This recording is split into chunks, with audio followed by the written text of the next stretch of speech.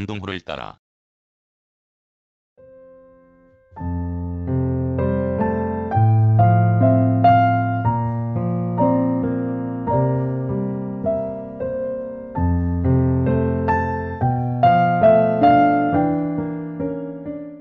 도심의 강이 흐르는 곳은 요즘 어디를 가건 어수선하다. 그대로 두어도 될 것을 더 잘 만들려고 파헤친 곳이 많다. 안동도 마찬가지다. 이곳에 오면 네 아지트는 동호대교 밑이다. 작년 늦가을까지 그늘에서 쉴 수 있었는데 다른 곳과 마찬가지로 산더미처럼 파헤친 흙더미와 공사 차량과 요란한 기계 소리, 게다가 아예 다리 밑으로 가지 못하게 막았다. 이 도시에서 내가 쉴 곳이 없다는 생각을 하자 빨리 벗어나야 해. 라는 말이 절로 떠오르고 도망치듯이 시내를 벗어났다. 영주 쪽으로 가다가 어성천이 흐르는 마을로 그네를 찾아 들어갔지만 마땅한 곳이 없었다. 꼬불꼬불한 길 옆에 내가 흐르는데 물이 막지 않고 수량도 적다. 다시 그네를 찾아 이동하기로 정하고 운전석에 올라 핸들을 잡았다. 안동호로 갈 수 있는 지방도를 택해 와룡에서 이안으로 가는 933번 도로로 바꾸었다. 날이 저물어간다. 지방도인데도 반대편에서 원등을 켠 차가 자주 나타난다. 점심을 거르고 저녁 시간마저 지난 뱃속에서는 빨리 먹을 것을 넣어달라고 법석을 부린다. 그것보다는 조수석에 있는 이쪽 지방에서 빚은 막걸리 생각이 빨리 먹고 싶어 무조건 안전하게 움직이는 공전을 세울 수 있는 곳을 찾았다. 그런 곳이 보였다. 굽은 도로를 똑바로 넓힌 곳에 옛길이 있었다. 드디어 하룻밤 터를 잡았다. 뻐꾸기를 비롯하여 다양한 새소리가 들린다. 밥을 지을 생각도 라면을 끓일 생각도 하지 않고 안주부터 만들었다. 굵은 사삼 서너 뿌리를 과도로 벗겼다. 사삼은 더덕과 비슷하다. 더덕은 뿌리를 감듯이 가로 주름이 있으나 사삼은 그렇지 않다. 언뜻 보면 사삼의 뿌리 껍질이 거칠어 육질이 단단하고 질길 것으로 생각할 것이다. 그러나 절대 그렇지 않다. 보기와 단판인 게 사삼이다. 씻을 물이 없으므로 대충 칼로 거친 뿌리 껍질을 벗기고 뿌리가 뻗는 결 따라 얇게 찢었다. 칼질할 필요가 없이 손으로 찢으면 더덕보다 잘 찢어지고 섬유질이 더 보드랍고 연하다. 잘게 찢은 사삼을 프라이팬에 넣고 어떤 사람이 준 현미 식용유를 넉넉하게 두르고 볶은 소금과 후추를 적당량 뿌려 노릇하게 찢었다. 지치는 과정에도 야생이건 재배건 도라지처럼 아린 냄새가 나는 것도 아니고 더덕처럼 자국적인 향이 강한 것도 아니다. 막걸리를 한 잔 벌컥 마시고 사삼을 한 입 씹었다. 보들보들한 속살을 씹는 맛이 썩 좋다. 사삼도 더덕과 산도라지처럼 사포닌 성분이 많이 함유되어 있다. 그런데도 우려내지 않고 바로 찢어 먹어도 자국적이지 않아 먹기에 좋다. 여기서 하나 반드시 짚고 넘어가야 할 것이 있다. 한약과 관련된 일을 하거나 약초에 관심을 두는 사람은 더덕이란 식물의 뿌리를 사삼이라 잘못 아는 경우가 있다. 이것을 바로 지적하고 싶다. 본초 강목에는 더덕의 뿌리를 양유곤이라 한다. 나는 야생 더덕의 뿌리 양유곤이나 산도라지의 뿌리 길경보다 사삼을 더 좋아한다. 이스식물의 뿌리는 모두 비슷하다. 도라지의 뿌리 껍질은 표면이 거칠지 않고 윤이 나며 매끈하고 가장 거친 뿌리 껍질을 지닌 것이 바로 사삼, 그 중간에 양유곤이 해당한다. 셋 모두 맛이 다르다. 야생 산도라지는 날로 먹으면 혀가 얼어낼 정도로 아리다. 그러므로 캔 것을 바로 음식으로 먹기는 적합하지 않다. 대개 사람들은 더덕향을 좋아하는데 그렇지 않은 사람도 보았다. 아예 더덕향을 거부하는 것이었다. 그러므로 그런 사람이 더덕의 뿌리를 음식으로 먹으려면 고추장을 발라 구워 향을 죽이거나 그와 비슷한 방법으로 해야 할 것이다. 산도라지도 마찬가지다. 껍질을 벗긴 산도라지를 물에 오래 담가두면 아린 맛이 둔해지고 그때 요리를 해야 한다. 반면 자국적인 향을 좋아하는 사람들은 야생 더덕과 산도라지를 캔 자리에서도 잘 먹는다. 길경을 식용으로 하는 방법은 여러 가지다. 물에 우려내어 무쳐 먹거나 장아찌를 담기도 한다. 더덕 뿌리도 마찬가지다. 껍질을 벗겨 바로 갖은 양념 또는 고추장을 발라 구이로 먹거나 장아찌를 담기도 한다. 양육은과 도라지처럼 사삼도 오래전부터 선조는 다양하게 먹는 방법을 알아냈다. 더덕처럼 구이로 해서 먹고 생채, 장아찌로 담아 먹기도 했다. 양육은, 길경, 사삼 중 생채로 먹기에 내 생각에는 사삼이 그중 으뜸이다. 왜냐하면 더덕처럼 강한 향이 있는 것도 아니고 도라지처럼 마리지도 않아 모든 사람이 거부하지 않고 먹을 수 있기 때문이다. 매운 고춧가루와 고추장을 나는 먹지 못하므로 생사삼을 기름에 살짝 볶아 소금으로 간을 하고 후추향을 뿌려서 지금 막걸리 안주로 먹는다. 이렇게 먹기를 나는 좋아한다. 그런 까닭에 나는 약초 산행할 때 더덕이나 도라지를 볼 때보다 사삼을 발견하면 더 좋아한다. 그것은 나그네 생활을 하는 나에게 훌륭한 밥반찬과 함께 밥이 먹기 싫은 오늘 같은 밤에 담백한 맛을 제공하는 최고의 안주가 된다. 쉴 곳이 마땅찮은 안동은 이제 그저 지나치는 도시가 될 것이다. 물론 낙동강 둔치 조성공사가 완공될 때까지이고 그 후는 두고 봐야 한다. 한여름 돌아다닐 기름값을 마련하려고 실업급여 건으로 이 여름 서너 번은 와야 할 곳이 나 같은 나그네를 편하게 반기지 않아서 이 밤은 여느 때와 달리 씁쓸하다. 다 비운 막걸리병을 들여다보며 부족함을 느끼는 사이 자주 전화해서 오라는 사람이 또 전화했다. 보러 가면 될 거 아니냐. 귀찮다는 듯이 말하고 끊자 또 한 명이 무주 부근으로 일터를 옮겼는데 그도 오라고 성화다. 그들 모두 차가 없고 시간에 얽매여 있기에 보려면 내가 가야 한다. 그들이 보고 싶은 것도 사실인데 정작 보러 오라고 한 사람에게 가고 싶은 생각보다 내가 보고 싶은 사람들 생각이 머리를 어지럽힌다. 씻을 물이 있고 한여름 땡볕을 막을 수 있는 깊은 산폐가를 찾으면 올여름은 한 곳에 진득하게 처박혀 지내고 싶다. 감정이 무너지는 것을 막는 방법이 요즘 내게 있다. 어떤 철학자가 사악한 통찰력이라 묘사한 쇼펜하워를 들으며 어쩜 이렇듯 적나라하게 잘 표현했다는 생각을 할 수밖에 없다. 도덕의 근원편에서 동물의 연민을 들으며 나는 폭소를 터뜨리고 말았다.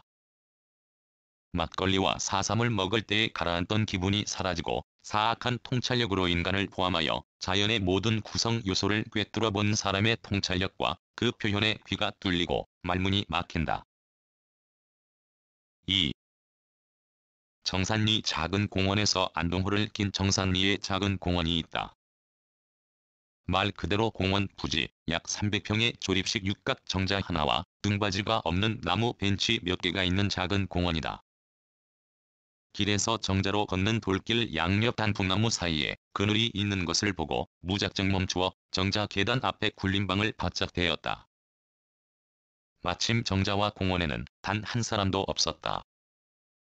공원의 역할을 하려면 적어도 이동 화장실은 있어야 할 것 같은 생각에서 주변을 살폈다. 정자 뒤쪽으로 내려가는 오솔길 아래에 허름한 이동 화장실이 보였다. 그것을 확인하고 오늘 밤은 여기서 보내기로 했다. 지금 시각은 막 정오를 넘겼고 날씨가 푹푹 찐다. 정자는 강모서리를 의자처럼 만들어 앉을 수 있는 구조다.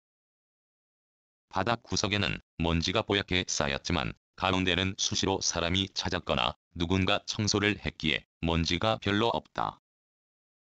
벌렁 들어 누웠다. 가까운 곳에서 늙은 부부가 밭에 물을 공급하려고 경운기를 틀어놓아 소리가 시끄럽지만 크게 신경이 쓰이지 않았다. 들어놓은 것은 낮잠을 자려는 것이 아니다. 지나치는 길에 낯선 동네에 있는 정자의 포근함을 느끼기 위함이다. 잠시 후에 두 남자가 작업복 차림의 작은 아이스박스를 들고 정자에 올라왔다. 그들은 더운 날씨를 몇 마디 시부렁거리더니 바로 드러누워 신기하게도 이내 코를 드렁드렁 골았다. 그 소리도 그리 신경이 쓰이지 않았다. 신경이 쓰인들 어떡할 것인가? 그들에게 물었더니 이 마을 사람이라고 했다.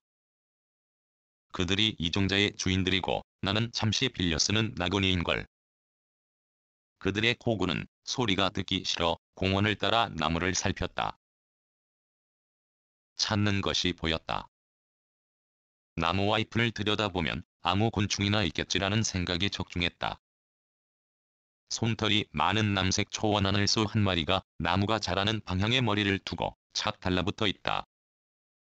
그것을 찍으려고 집중하는 사이 나무 줄기 밑에서 한 마리가 나타나더니 바로 가만히 있는 놈에게 올라탔다. 나중에 온 놈이 수컷이다. 암컷은 마치 기다리고 있었다는 양반항하지 않고 순순히 받아들였다. 한 마리 본 것도 반가웠는데 한 마리가 더 나타나 이 곤충이 짝짓기 하는 것을 보여주는 것에 감사하며 한판 찍었다. 다른 각도에서 한 번 더 찍으려고 자리를 옮겨 그것들에게 초점을 맞추는데 불청객이 끼어들었다. 그것도 같은 벌레다. 나중에 나타난 놈은 짝짓기 하는 두 마리에 바짝부터 신경을 거슬리는 행동을 하는 것이었다. 급기야 짝짓기 하던 두 마리가 떨어졌고 수컷은 불청객인 놈을 피하여 아래로 움직였다. 그러나 암컷은 그 자리에 꼼짝하지 않았다. 나중에 나타난 수컷은 암컷에게 달려들지 않았다. 이것들을 보며 나는 한마디 했다. 야들아. 너희 사랑을 방해한 건 내가 아냐. 난 단지 너희가 좋아서 몰래 본 것뿐이고 정작 방해한 것 내정족인 저놈이야. 세 마리의 거리가 벌어지더니 모두 움직였다. 그 후는 그들에게 눈을 떼고 다른 나무를 둘러보았다. 이름을 정확히 모르는 알록달록한 노린재가 보였다. 그놈도 찍었다. 이렇듯 작은 공원에서도 나는 벌레를 보는 재미를 느끼며 한낮에 치는 기온을 피한다. 통행량이 적은 지방도를 따라 운행하다 보면 시골 마을 어귀의 노인정에 딸린 정자 또는 뜬금없이 정자만 있는 곳이 있다. 정자가 하는 일은 사람을 맞아 쉬게 하는 것이다. 예전 같으면 기생이 뜯는 검은고나 가야금에 값쓰고 도포 입은 선비가 거나하게 시조 한 수 울벗을 법한 먼지 낀 정자에서 나는 벌렁 들어 누워 편시충을 읊는다. 아서라 세상사 쓸데없다. 군불견 동원 도리 편시춘 창가소부야 말을 듣소. 대장부 평생 사업 여년이 넘어가니 동류수 구비구비 물결은 바삐바삐. 이런 말이 있다. 가장 남자다운 남자는 가장 여자다운 여자를 원하고 마찬가지로 가장 여자다운 여자는 가장 남자다운 남자를 원한다. 여자는 추남을 좋아하기는 해도 남자답지 못하는 남자는 좋아하지 않는다. 이 말을 한 사람이 가장 남자다운 남자로 말한 것은 언급되었듯이 미남이 아니다. 균형 잡힌 몸매, 떡 벌어진 어깨, 날씬한 허리, 덥수룩한 수염 같은 신체적인 특징에 강건하고 정직한 정신을 지닌 남자라고 했다. 또한 그는 여자가 좋아하는 남자의 조건에 이상한 것은 정신력이 뛰어난 천재가 이상기질로서 여자에게 별로 환영을 받지 못한다는 점이다. 그러므로 어리석고 거친 추남이 여자에게는 오히려 호감을 사고 정신력이 뛰어나고 얌전한 남자보다 승리를 거두는 경우가 종종 있다. 이 사람이 이야기는 내가 종종 인용했으므로 아는 사람은 알 것이라 여기고 너무 이름을 거론하는 것 같아 오늘은 건너뛰며 물론 사랑의 경험은 있었지만 평생 독신으로 산 사람이 어찌 이렇듯 남자와 여자의 심리에 대해 적나라하게 파헤쳤는지 궁금하다.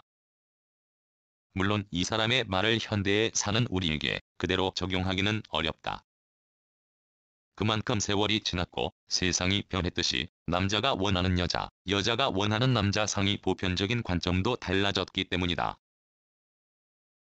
정성 들여 목수가 못질하지 않고 지은 것은 아니어도 그럴듯한 틀을 갖춘 정자에서 엉터리 편시충을 읊는데 가야금과 검은고는 고사하고 입과 손장단이라도 해줄 가장 여자다운 여자가 옆에 없다는 것이 좀 아쉽긴 해도 이런 자리에 아무 여자와 같이 할 수는 없다. 그것은 위에 인용한 사람이 말한 것을 내게 적용하면 답이 나온다. 비록 내가 가장 남자다운 남자는 아닐지라도 나는 졸장부나 사내 껍데기가 되기는 싫다. 그러면 내 옆에 있을 자격이 있는 여자는 이러하다. 세상을 지배할 운명으로 태어난 여장부가 아니어도 장부는 못 되어도 시조 한 편과 미녀 가락 한둘은 읊조릴 수 있으면 된다. 그런 여자라면 막걸리 마주놓고 우리 악기 듣지 않고서도 현대식 간편한 풍류를 남의 동네 정자에서 잠시 누릴 수 있지 않을까? 그런 여자는 어디에 있단 말인가? 노래방에서 온갖 똥폼 잡고 가수 흉내 내는 그런 여자가 아닌 편시춘에 나오는 장부의 기질을 가진 여자를 말한다. 예전 장부는 다재다능한 예술가였다. 옛날 그 일을 하던 장부를 그저 요즘 몸 팔아 쉽게 사는 장녀와 같이 생각하면 절대 안 된다. 장부 생각하며 내친 김에 전태용의 사설로 장부타령도 제멋에 겨워 신나게 불러본다. 편시춘이 사설 중 대장부 평생 사업 연년이 넘어가니 이 얼마나 좋은 말인가? 옛 대장부들은 원대한 뜻을 펼치는 데 조바심은커녕 평생 사업으로 삼아해와 해를 넘기며 유한 기상을 지녔다. 현대판 대장부를 나는 나그네 생활하면서도 고정 생활하면서도 단 한 명도 만나지 못했다. 내 그릇이 작기에 큰 그릇을 지닌 대장부를 접할 기회가 없었을 수도 있다. 작은 공원에서 하룻밤 쉬려던 생각을 바꾸었다. 편시춘과 장부타령의 아리랑을 덤으로 부르고 나니 다시 길 떠나야 나그네답다는 생각이 퍼뜩 들어 서둘러 짐을 꾸린다.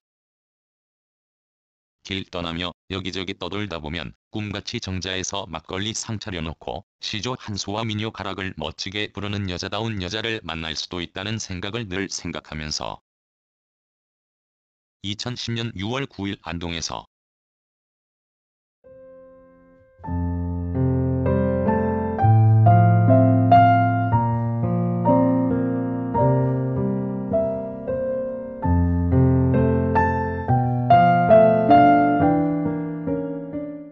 글 모든 것으로부터 자유인 무학 낭독 글 읽어주는 강지식 들어주셔서 고맙습니다.